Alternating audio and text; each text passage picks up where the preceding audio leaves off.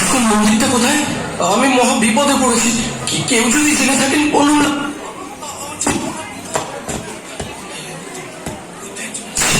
দেখি, ও ভাই, আমাকে দয়া করবেন। ইসকন কোন দিকে? আমার খুব বিপদ। হ্যাঁ, আমি জানি তো, কিন্তু আপনার কিসের বিপদ? আমি সব পরে বলবো, এখন আমাকে ইসকন মন্দিরে নিয়ে চলুন, খুব খুব তাড়াতাড়ি। আপনি কি কোনো ভয় পেয়েছেন? আরে আসলে আমি ভূত। আরে না না, আমি গীতা। আরে না, মানে আমি জমা নয়। কি যে বলছি? আরে আরে আপনি তো আগে আমাকে ইসকনে নিয়ে চলুন। দেখে মনে হচ্ছে কোনোভাবে বিচলিত। ঠিক আছে ঠিক আছে, চলুন চলুন। হরে কৃষ্ণ কি শান্তি পেলাম। হরে কৃষ্ণ কৃষ্ণ কৃষ্ণ হরে হরে, হরে রাম রাম রাম হরে হরে। প্রভু, ওনাকে দেখে মনে হচ্ছে উনি কোনোভাবে বিচলিত। হ্যাঁ তাই তো। আচ্ছা, আপনাকে দেখে মনে হচ্ছে আপনি কোনো ভয় পেয়েছেন। আর বলবেন না প্রভু, এই প্রাণ নিয়ে জমালয় থেকে ফিরে এলাম, আর আমি গীতা ছাড়া থাকবো না। জানেন, যমরাজ আমাকে এই গীতা পড়তে বলেছেন। তাই কিরকম? সে অনেক কথা। গৌর, বলো তো আজকের ভাগবত ক্লাসটা কেমন লাগলো? হ্যাঁ মা, উনি গল্প বলে বলে ক্লাস করান, তাই আমার শুনতে খুব ভালো লাগে। জানো মা, আমার বেশি ভালো লেগেছে মাধব প্রভুর কীর্তন। আমি তো খুব নৃত্য করেছি। তোমরা তাহলে নাচানাচি করতে গিয়েছিলে? ঘরের নাচার জায়গা নেই? জানো তো, আজকে কার্তিক প্রভুর বাড়িতে গীতা পাঠ ছিল, তাই ওকে নিয়ে ফেরার সময় একটু ঢুকেছিলাম। হ্যাঁ বাবা, আমি তো খুব মজা করেছি। তোমার পড়াশোনা নেই? গীতা পাঠ করতে গেছো, কীর্তনে গেছো? যাও, ভেতরে যাও। ওকে এভাবে বলছো কেন? আমরা কি রোজ যাই? আর রোজ গেলেও বা আমরা কি কোনো খারাপ কাজে যাচ্ছি? চুপ, একেবারে চুপ। অন্যায় করে আবার কথা হচ্ছে। এই যে গলায় কাঠ জড়িয়েছো, কপালে মাটি মেখে ঘুরে বেড়াচ্ছ, এতে মানুষ কত কথা বলে জানো? খুশ আছে সেদিকে। আবার কয়েক মাস ধরে দেখছি নিরামিষ খাবার রান্না করছে। খেয়ে নি বলে কি মাথায় উঠে গেছো? এসব আমার পছন্দ নয়, মানতে পারবো না আমি সব। ও, মাছ মাংস করে দিতে পারি না বলে খারাপ হয়ে গেছি। নিরীহ প্রাণীদের হত্যা করে তাদের মাংস খেতে খুব আনন্দ লাগে। অন্য প্রাণীদের হত্যা করে আনন্দ করতে চাও? অন্যকে কষ্ট দিয়ে আরেকজনের কি করে সুখ হতে পারে? সাধু সঙ্গে গেছি বলে রাগ? বাচ্চাকে নিয়ে তোমার সঙ্গে সিরিয়াল দেখলে আর মদ খেলে ভালো হতো। দেখো, একটু বোঝার চেষ্টা করো। সমাজের এই ভয়ঙ্কর পরিস্থিতি থেকে যদি সন্তানকে সুস্থভাবে মানুষ করতে হয়, তাহলে এই যে ধর্মের পথ, শিলপ্রভুপাদের গীতা অবশ্যই অধ্যয়ন করতে হবে। হ্যাঁ গো, তুমিও গীতা পড়ো, তাহলে বুঝতে পারবে আমাদের জীবনের প্রকৃত উদ্দেশ্য কি। অনেক হয়েছে। এই দেখো, তুমি যা করছো করো, আমাকে না বেশি জ্ঞান দিতে আসবে না, বুঝেছ?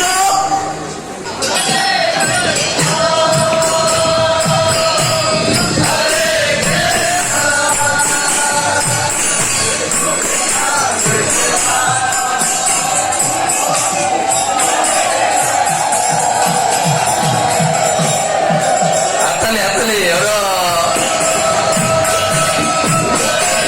বলো হরি,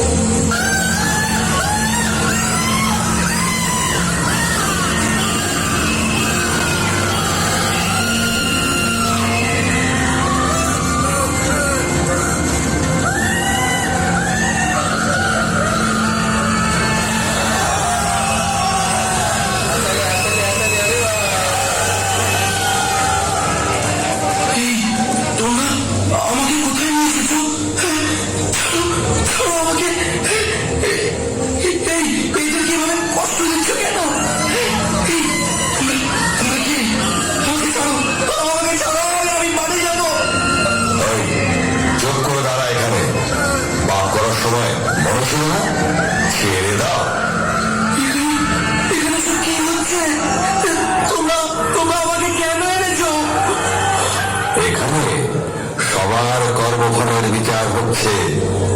আর ওই যে দেখ, ওই যে ওখানে এরা শাস্তি ভোগ করছে।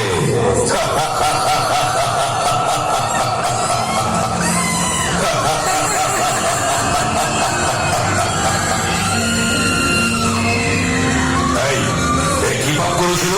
ও মিথ্যে কথা বলে মানুষের সঙ্গে প্রবঞ্চনা করে তাদের টাকা গায়েব করতো। তাহলে চল ওর ওর জিভটা টেনে ছিঁড়ে ফেলি।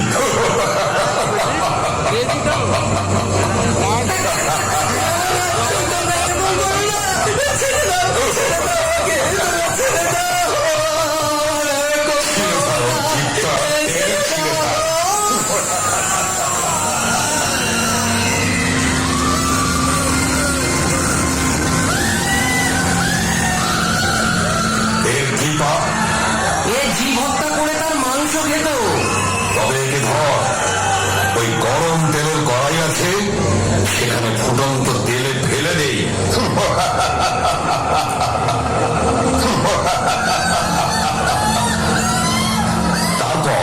তারপর ওই দিকে যে রুরু নামক নরক আছে, সেখানে ফেলে দেবো। ওখানে সাপের থেকে হিংস্র কীটের কুণ্ড আছে, তারা কামড়ে কামড়ে ওর মাংস খাবে।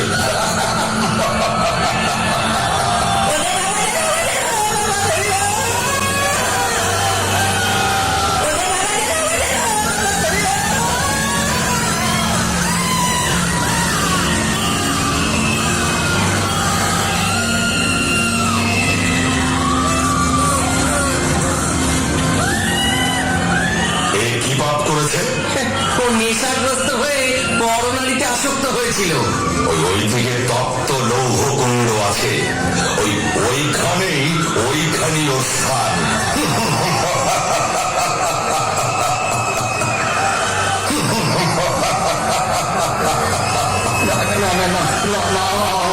আমাকে ছেড়ে দাও, ছেড়ে দাও।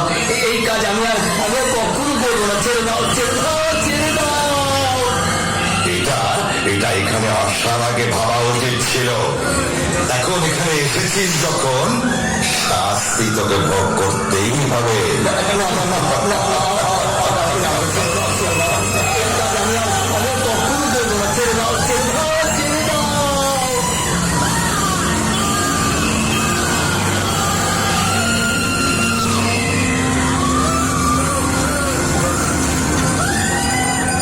এর কি অবস্থা? এই পাপিষ্ঠ পরস্ত্রী হরণ করেছে।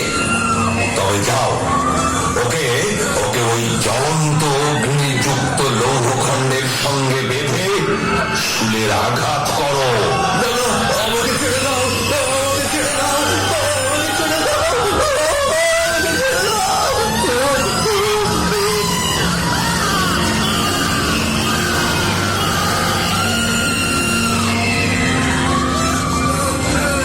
এ আবার কোন পাপিষ্ঠ?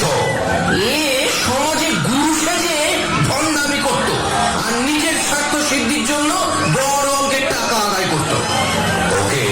ওকে ওই নাগ পাশে বেঁধে শুলাঘাত করো।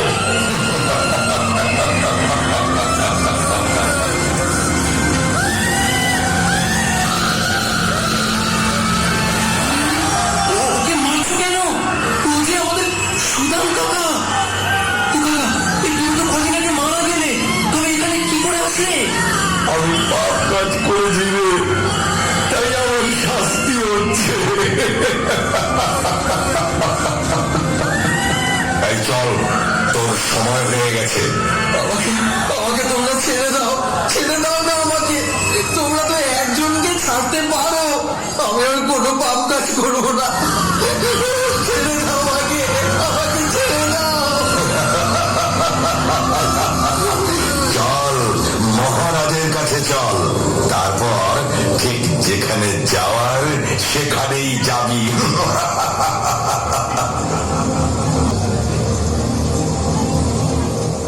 এর নাম কি? সৌরভ প্রামাণিক।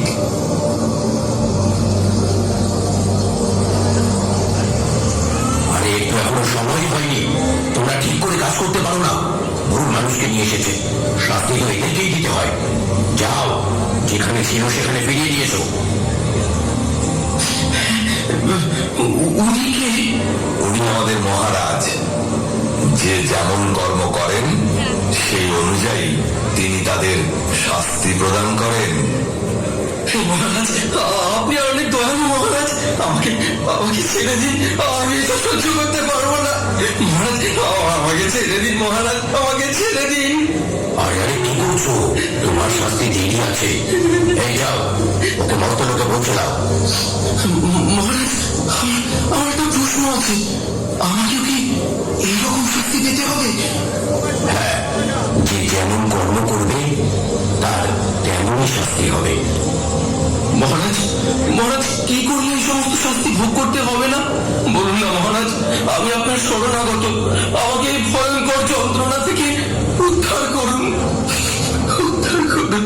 একটা উপায় আছে, তা যদি তুমি করতে পারো তাহলে শাস্তি তো দূরের কথা, এখানেই আসতে হবে না।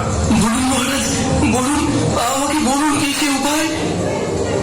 মর্তধামে অভয়চরণ শিলপ্রপাত নামে এক মহান ভক্তের লেখা শ্রীমৎ ভাগবত গীতা যথাযথ গ্রন্থ আছে। তা অধ্যয়নের মাধ্যমে যদি তুমি তোমার জীবনকে কৃষ্ণ ভাবনাময় করে তুলতে পারো তাহলে আর এখানে আসতে হবে না। শিলপ্রভুপাদ, আমার স্ত্রীও তো ওনারই গীতা পড়ে, আমাকেও পড়তে বলে। তবে যাও, নিজের পরিবারের সঙ্গে কৃষ্ণ ভক্তির অনুশীলন করো। ঠিক আছে মহারাজ, আপনাকে আপনাকে অনেক অনেক ধন্যবাদ, অনেক ধন্যবাদ।